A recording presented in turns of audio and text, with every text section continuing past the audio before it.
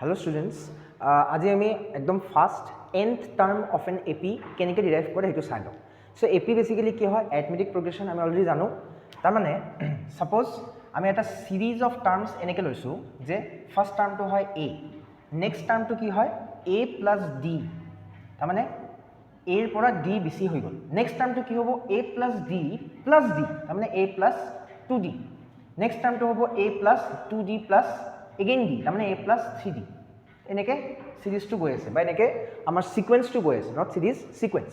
So ইয়াৰ পৰা আমি কি লিখিব পাৰো, ফার্স্ট টার্মটো কি হ'ব t1 equal to a, t2 equal to a plus d, t3 equal to a plus 2d। এনেকে গৈ আছে। Can you not write it like this, a plus 1 minus 1d? Can you not write this as a plus 2 minus 1d?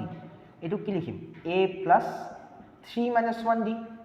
কিহৰ কাৰণে এই সাবস্ক্ৰিপ্টৰ লগত আমি এটুক match কৰিব চেষ্টা কৰি আছো।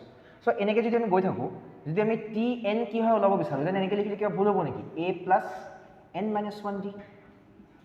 That is it. So this is our nth term for an AP. This is given by the nth term. কিছুমান এটুক a n বুলিও লিখে, whatever you wish you can write, both are correct. So a plus n minus 1d। ইয়াতে a কি হ'ব, a is the first term, d কি হ'ব, d is called the common difference, cd common difference, আৰু n কি হ'ব যি number টাৰ্মটো তুমি ওলাব বিচাৰিছা। ওকে, নেক্সট ভিডিঅ'ত আমি এটোৰ এক্সাম্পল লৈ চাম। Stay tuned.